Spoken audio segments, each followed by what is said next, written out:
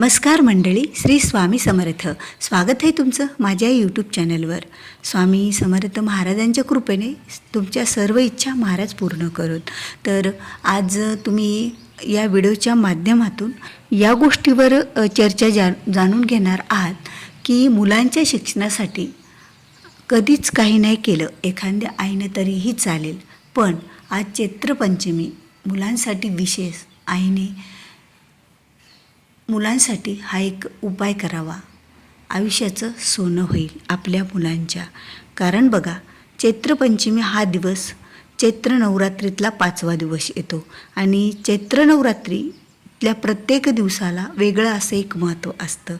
पहिला दिवस, दुसरा दिवस, तिसरा दिवस आणि चौथा दिवस हा जो आहे तो सर्व दिवस आपण पाहिलेले आहेत की त्याला वेगळं एक असं महत्त्व आहे.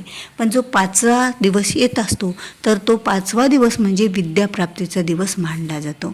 म्हणून तर या दिवशी काही उपाय केले आपण मुलांच्या शिक्षणासाठी, त्यांच्या भविष्यासाठी, तर त्याचं जास्त पटीनं फळसुद्धा आपल्याला मिळत असतं. पण बघा, ज्या वेळेला एखादी आई आपल्या मुलासाठी काहीतरी करत असते आणि आईची भावना अशी प्रेमळ असते ना, तिने एकतरी उपाय केला तरी तो मुलांसाठी खूप फायदेशीर ठरत असतो. कारण आईचं प्रेम हे मुलासाठी अतिशय असं असतं. म्हणून तर या नवरात्रीमध्ये आपण आई भगवतीची सेवा करतो आणि आई भगवतीच्या सेवेसोबत एखाद्या आईने आपल्या मुलांसाठी जर हा उपाय केला, एकच उपाय करायचा आहे आणि हा अगदी सोपा उपाय आहे. हा उपाय कोणीही करू शकेल.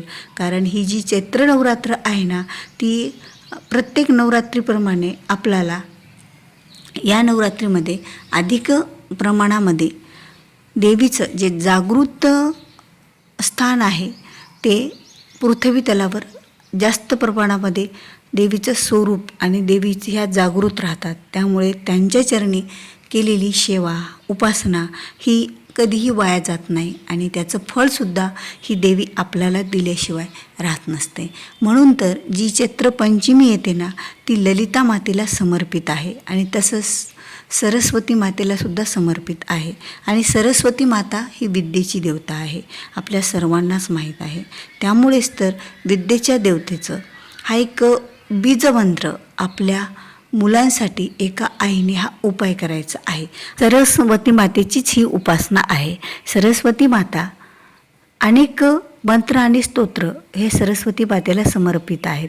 पण सरस्वती मातेचा सुद्धा एक बीजमंत्र आहे, तो म्हणजे आयम.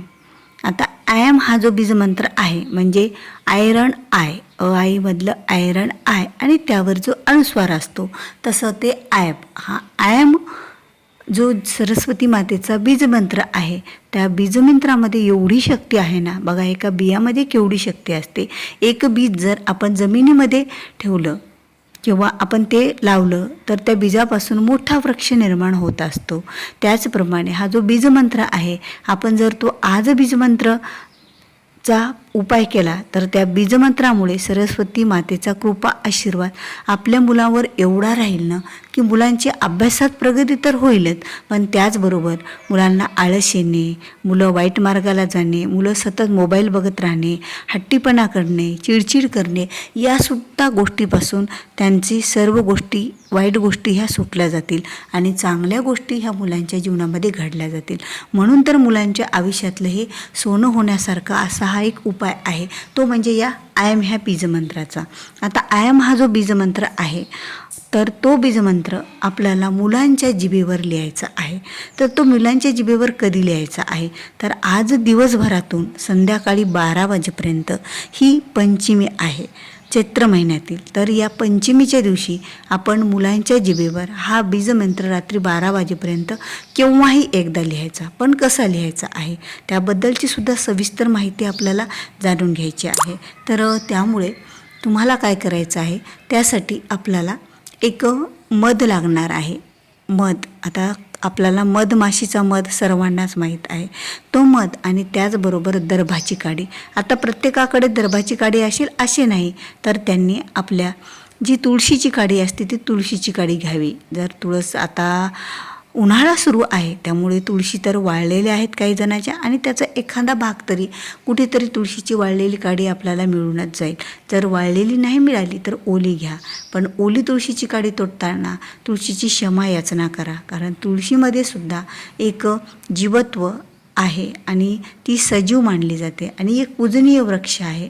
त्यामुळेच तर आपल्याला त्यांची क्षमा याचना करून तुळशीची काडी घ्यायची आहे आणि ती काडी तोडताना नारायण नारायण म्हणायचं आणि मी या उपायासाठी काडी घेत आहे असंही सांगून तुळशीची ती काडी घ्यायची आहे. आणि त्यानंतर त्या तुळशीच्या काड्याच्या सहाय्याने त्या काडीला मध घ्यायचा आणि मधाच्या सहाय्याने मुलांच्या जिभेवर आईने आय एम हा शब्द लिहायचा, म्हणजे एडका आयरन आय. आता आयरन आय सर्वांनाच माहीत आहे आईतलं, आणि त्यावर आयरन आयवर अनुसार म्हणजे ॲम झालं. हा ॲम शब्द मुलांच्या जिभेवर मधाच्या सहाय्याने लिहायचा आहे, त्या काडीच्या सहाय्याने मध घेऊन.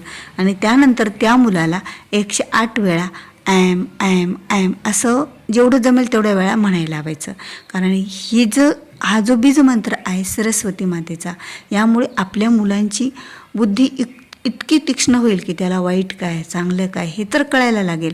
त्याचबरोबर अभ्यासात प्रगती होईल आणि विद्या प्राप्ती करून देणारी सर्वात जास्त आणि महत्त्वाचा हा एक उपाय आहे, सेवा आहे आणि सरस्वती मातेला अतिशय प्रिय असणारा हा बीजमंत्र आहे. तर मुलांच्या जिभेवर एका आईने हा बीजमंत्र काढायचा आहे. आईला जर काही अडचण असेल, मासिक धर्म असेल, ती काढू शकत नसेल, हा बीजमंत्र आहे, तर घरातील कोणतीही इतर महिला असेल किंवा पुरुष असतील तरीही त्यांनी आईच्या वतीने हा बीजमंत्र मुलांच्या जिभेवर काढला तरीही चालेल. आता ही जी सेवा आहे, हा जो एक उपाय आहे, तर या उपायामुळे आपल्या मुलांच्या आयुष्याचं सोनंसुद्धा होतं, कारण मुलांचं आयुष्य हे घडवणारी एक आई असते, वडील असतात. मग आता आई एवढे प्रयत्न करते, तर त्यासोबत एक छोटासा उपाय आपण जर आज केला वसंत पंचमीच्या निमित्ताने, तर आपल्या मुलांचं भविष्य घडेल.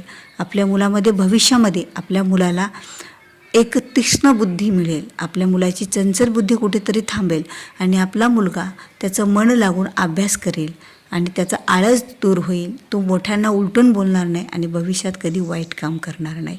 असा जो बीजमंत्र आहे तो तुम्ही दर महिन्यालासुद्धा, जी अमावस्या असते, अमावस्या झाल्याच्या नंतर 5वा दिवस जो येतो तो पंचमीचा असतो, दर महिन्यातील येणारी पंचमी, आणि त्या शुक्ल पंचमीला आपण आपल्या मुलांच्या जिभेवर जर हा ॲम शब्द काढला आणि त्याला जर उच्चारायला लावलं तर खरंच यामुळे आपल्या मुलाची सतत ही प्रगती अभ्यासात होत राहते. तर ह्या आईनं असा एक उपाय करावा, यामुळे आपल्या मुलाची, घराची, सर्वांचीच प्रगती व्हायला वेळ लागणार नाही. तर व्हिडिओ आवडला असेल तर व्हिडिओला लाईक करा, शेअर करा. तुम्ही माझ्या चॅनलवर नवीन आहात, अद्याप चॅनलला सबस्क्राईब केलेलं नसेल तर चॅनलला सबस्क्राईब करायला विसरू नका, कारण जेव्हा केव्हा मी असे माहितीपूर्ण नवीन व्हिडिओ माझ्या चॅनलवर अपलोड करेल ना, त्यावेळेला त्याबद्दलची माहिती तुम्हाला अगोदर मिळेल आणि तुम्ही माझा एकही महत्त्वाचा माहितीपूर्ण व्हिडिओ हा मिस करणार नाहीत. तर भेटूया पुन्हा असाच एक नवीन व्हिडिओ घेऊन. तोपर्यंत श्री स्वामी समर्थ. जय जय स्वामी समर्थ.